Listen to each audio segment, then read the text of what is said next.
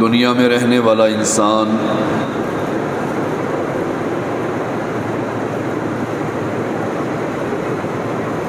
کثرت مال کی طلب کرتا ہے،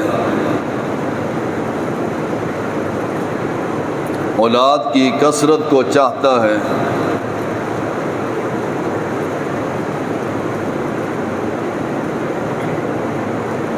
یہ دنیا اور دنیا والے سب کچھ فنا ہو جائے گا۔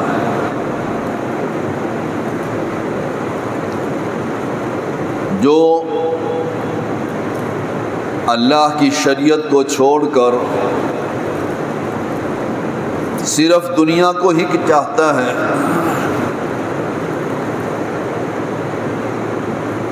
دنیا کا مال و متاع، اولاد، خاندان، چاہتا ہے کہ اولاد بہت ہو، میرا خاندان بڑا ہو، میرے پاس مال و متاع بہت ہو۔ انہی کے بارے میں اللہ نے فرمایا الہاکم التکاثر، کثرت نے ان کو ہلاک کر دیا۔ وہ مال کی کثرت ہو، اولاد کی کثرت ہو، خاندان کی کثرت ہو، دنیا کے مال و متاع کی کثرت نے ہلاک کر دیا۔ انسان اپنے پاؤں پر کھڑے ہوتے ہی اپنے مال کی فکر کرتا ہے، اپنی اولاد کے بارے میں سوچتا ہے، اور ساری زندگی اس مال کو جمع کرتا رہتا ہے۔ اولاد کے لیے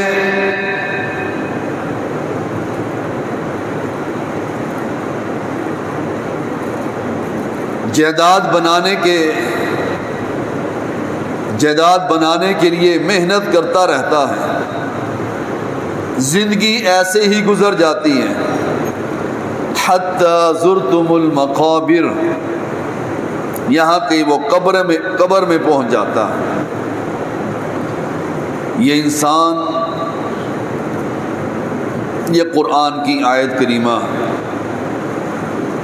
انسان پر مکمل فٹ ہوتی ہے۔ ہمارا حال بھی ایسے ہی ہے کہ ہم مال و متاع کو جمع کر رہے ہیں، مال کے لیے سوچتے رہتے ہیں، اور ایسے ہی زندگی گزر جاتی ہے، حتیٰ کہ موت کا فرشتہ ہمارے چہرے کے پاس آ جاتا۔ پھر انسان اس فرشتے کو، اس رب کو بلکہ کہتا ہے قال رب ارجعون،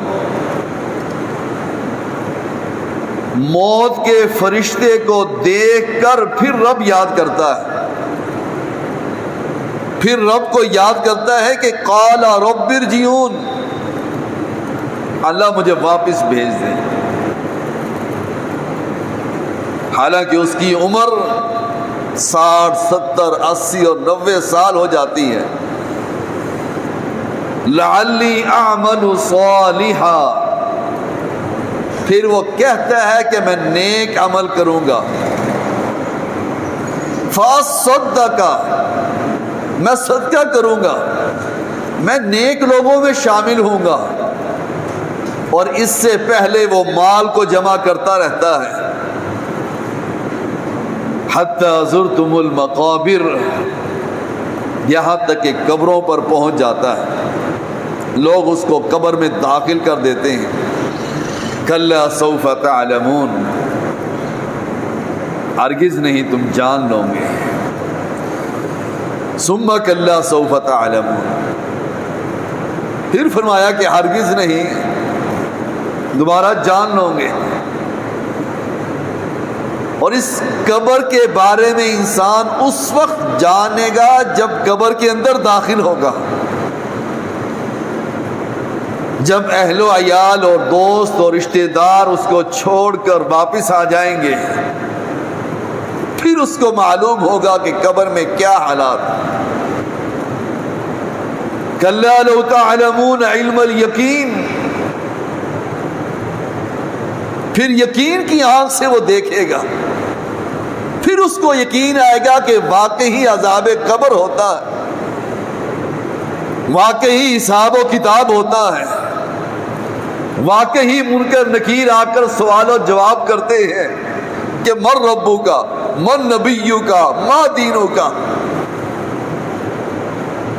تیرا رب کون تھا، تیرا نبی کون تھا، تیرا دین کیا تھا۔ فَأَمَّا مَنْ ثَقُلَتْ مَوَازِينُهُ فَهُوَ فِي عِيشَةٍ رَاضِيَةٍ، جس کے اعمال دنیا میں رہتے ہوئے وہ اپنے اعمال صالح اور نیک اعمال کرتا تھا، جس کے اعمال وزنی ہوں گے وہ عیش و عیاش کی زندگی گزارے گا۔ وَأَمَّا مَنْ خَفَّتْ مَوَازِينُهُ فَأُمُّهُ هَاوِيَةٌ، اور جس کا نامہ اعمال ہلکا ہوگا، جس کے گناہ زیادہ ہوں گے نیکیاں کم ہوں گی، فَأُمُّهُ ہاویہ، وہ ہاویہ میں ہوگا۔ وَمَا أَدْرَاكَ مَا هِيَ، تمہیں کیا معلوم کہ یہ کیا ہے؟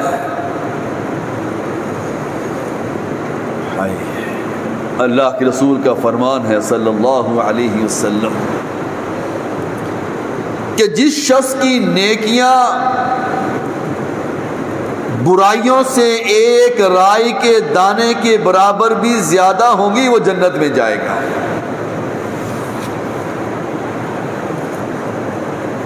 ہم نیکیوں کے لیے کتنی محنت کرتے ہیں، یہ نیکیاں ہی بھائی کہ مسجد میں سب سے پہلے آنا بہت بڑی نیکی ہے، جمعے کے دن درود و سلام پڑھنا بہت بڑی نیکی ہے۔ ہم ان نیکیوں کی قدر نہیں کرتے ہیں۔ اللہ کے رسول کا فرمان ہے صلی اللہ علیہ وسلم، 3 مقامات ایسے ہوں گے ان مقامات پر میں تم سے ملاقات کروں گا۔ حوض کوثر پر میں سب سے پہلے حوض کوثر پر پہنچ جاؤں گا اور تمہارا انتظار کروں گا۔ میزان کے وقت جہاں ترازو لگے گا، اعمال تولے جائیں گے، اور تیسری جگہ پرصراط، پل صراط کے پار اللہ کے رسول صلی اللہ علیہ وسلم اپنی امت کا انتظار کر رہے ہوں گے۔ کتنی محبت ہے محمد کو صلی اللہ علیہ وسلم اپنی امت سے، اور فکر مند کتنے ہیں، بار بار عرش کا پایا پکڑ کر رب سے التجائیں کریں گے، میری امت کو بخش دینا۔ حوض کوثر پر اپنی امت کا انتظار کریں گے، میزان کے وقت انتظار کریں گے، اور پل صراط کے پار کھڑے ہو کر انتظار کریں گے کہ میری امت آ رہی ہے۔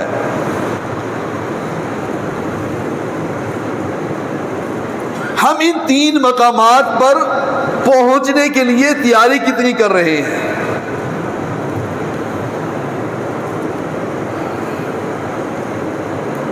حضرت عائشہ رضی اللہ تعالیٰ عنہا رو رہی ہیں جہنم کو یاد کر کے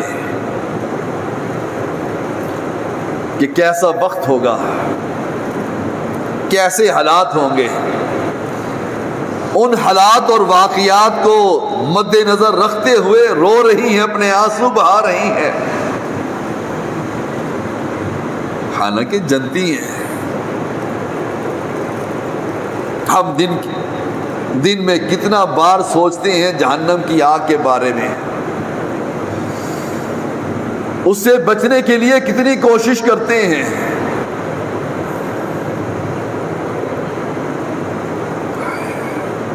تین گھاٹیاں ایسی ہیں جو بڑی ہی مشکل ہیں. تین گھاٹیاں ایسی ہیں، ان گھاٹیوں میں کوئی کسی کو یاد نہیں کرے گا.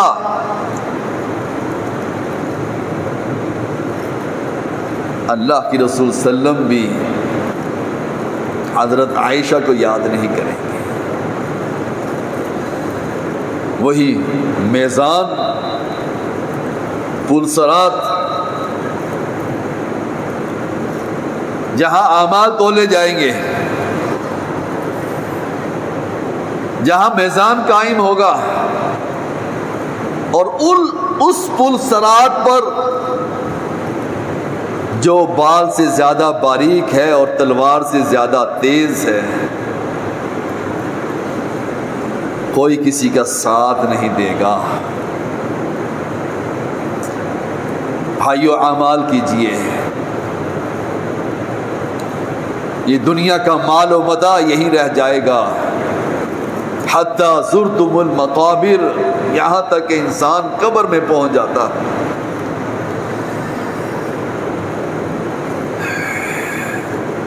منصور ابن معتمر محدث ہے،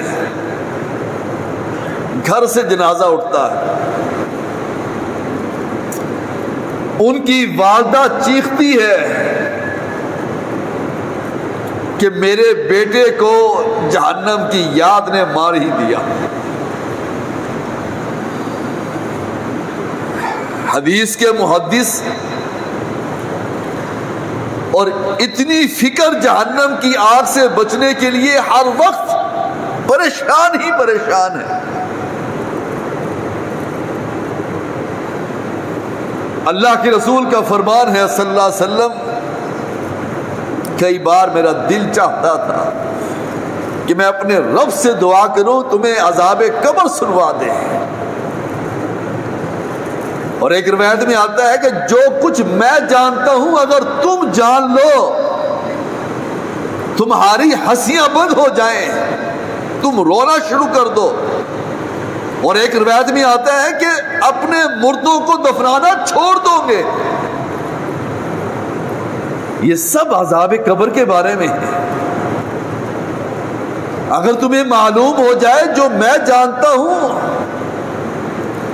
معراج کے موقع پر اللہ کی رسول صلی اللہ علیہ وسلم کو سب کچھ دکھا دیا. غیب نہیں جانتے تھے، معراج کے موقع پر سب کچھ دکھا دیا. جنت بھی دیکھی ہے، جہنم بھی دیکھی ہے، سود خوروں کو بھی دیکھا ہے، غیبت کرنے والے کو بھی دیکھا ہے کہ ان کا انجام کیسا ہے، حرام کھانے والوں کو بھی دیکھا ہے، فحاشی پھیلانے والے کو بھی دیکھا ہے. اگر میں جو جانتا ہوں اگر تم جان لو تمہاری ہنسیاں بند ہو جائیں. یہ ہے آخرت کی فکر.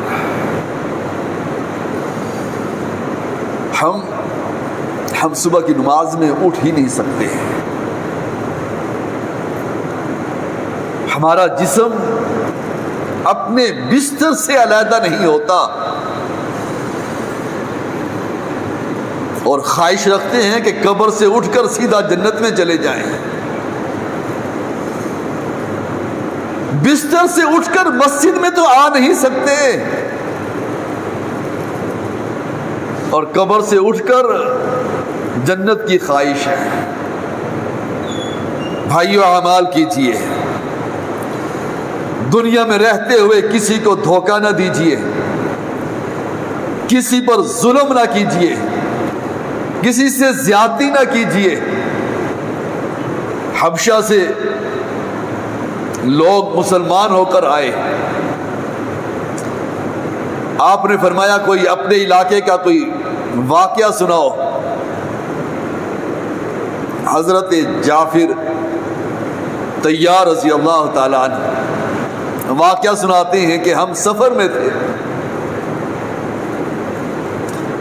ہم سفر میں تھے، ایک بڑھیا عورت کے سر پر ایک گٹھیا تھی،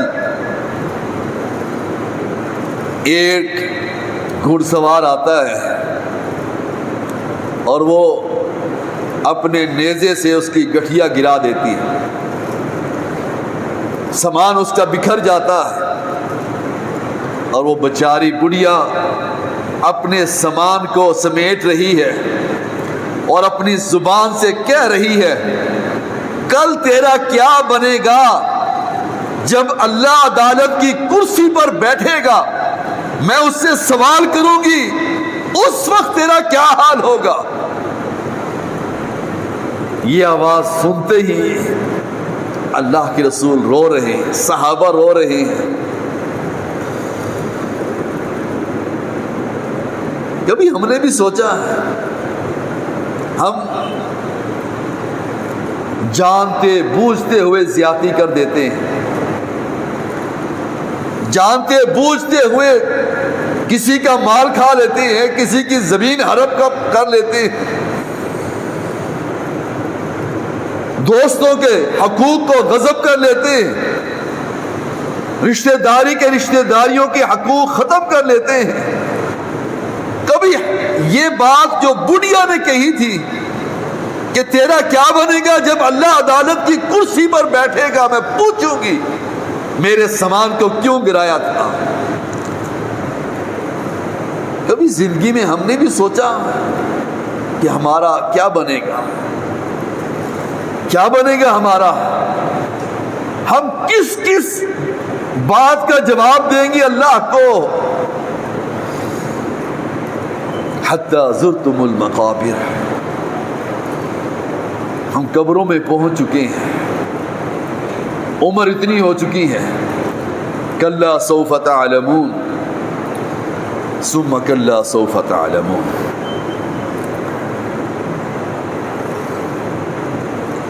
جان لوں گے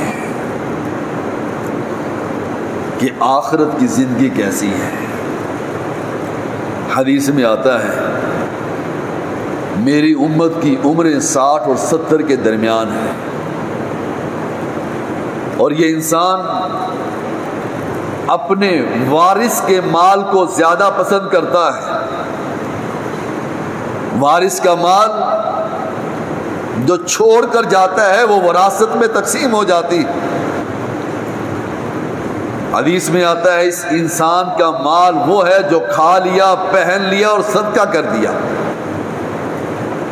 یہ انسان کا مال ہے۔ اس مال کو وہ خرچ کرتا ہے اور صدقہ کل آخرت کے دن میں اس کا اجر مل جائے گا، لیکن جو وراثت ہے وہ اپنی اولاد میں تقسیم ہو جاتی ہے، اولاد لے جاتی ہے، اور انسان حلال اور حرام کی تمیز کو چھوڑ کر اس اولاد کے لیے سارے مال کو جمع کرتا ہے، اور اولاد ایسی ہے جو 5 وقت کی نمازی ہی نہیں، اولاد ایسی ہے جس کو یہ دعا یاد نہیں کہ رب ارحمہما کما ربیانی صغیرا۔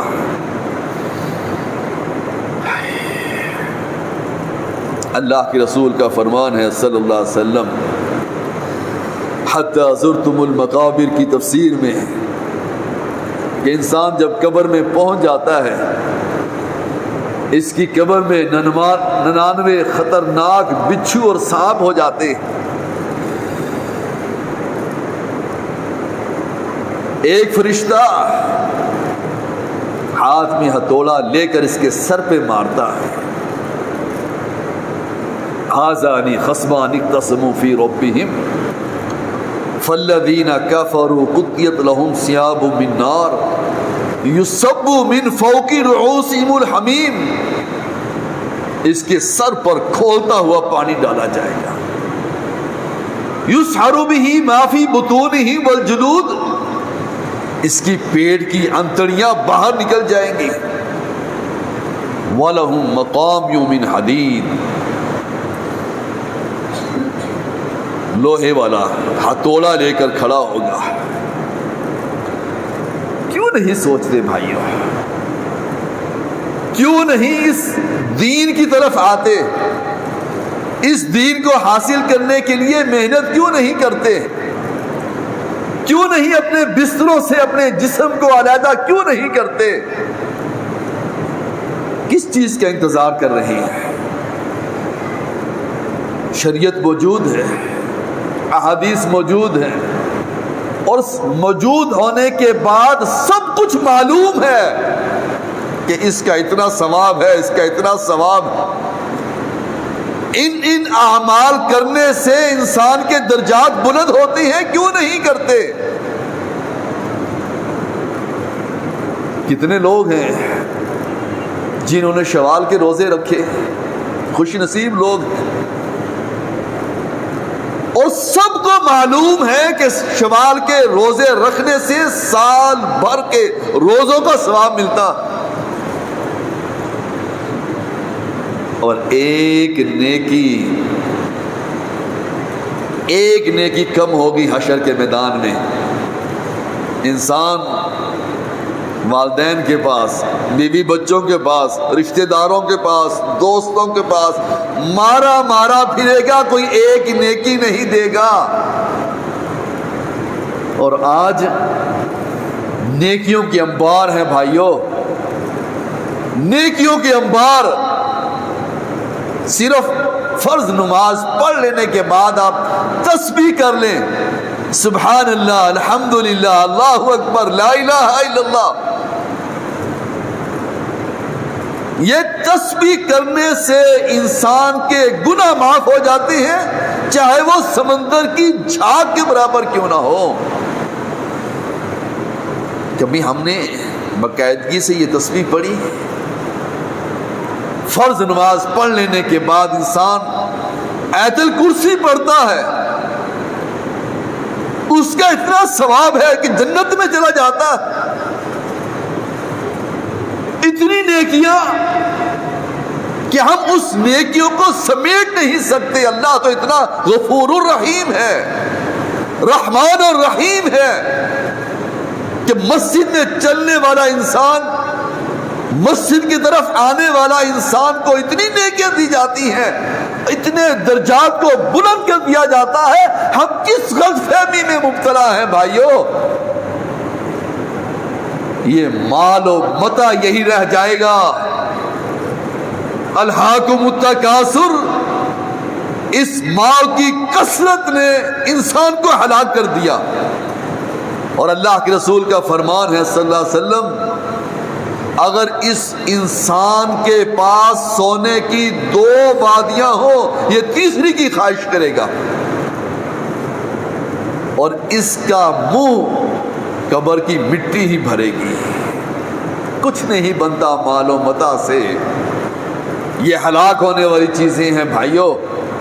نیکیاں کیجیے، اپنے آپ کو مسجد کا نمازی بنائیے، اپنا تعلق رب سے جوڑیے، اور جب رب سے تعلق جڑ جاتا ہے، اللہ تمہاری اس تعلق کو قائم رکھتے ہوئے تمہیں سلام بھیجتا ہے، سلام قول من رب الرحیم۔ تم زمین پر چلتے ہو، فرشتے تمہارے دوست ہوتے ہیں۔ نحن اولیاؤکم فی الحیات الدنیا وفی الآخرہ، ہم دنیا میں تمہارے دوست ہیں اور آخرت میں بھی تمہارے دوست ہوں گے۔ اللہ ہمارے گناہوں کو معاف فرما دے، نیکیوں کو قبول فرما لے، ہمیں مسجد کا 5 وقت کا نمازی بنا دے، ہمارے بیماروں کو شفائے کاملہ عطا فرما، ہمارے بیماروں کو شفائے کاملہ عطا فرما، جو فوت ہو چکے ہیں اللہ انہیں جنت الفردوس میں داخل فرما، جو صحیح العقیدہ انسان فوت ہو چکا ہے اللہ ان کی قبروں پر رحمت فرما دے، اللہ ان کی مغفرت فرما دے۔ اللہ ہماری اولاد کو ہماری آنکھوں کی ٹھنڈک بنا دے، ہماری اولاد کو ہماری آنکھوں کی ٹھنڈک بنا دے۔ اللہ ان کو ہمارے لیے صدقہ جاریہ بنا دے، اللہ ان کو ہمارے لیے صدقہ جاریہ بنا دے۔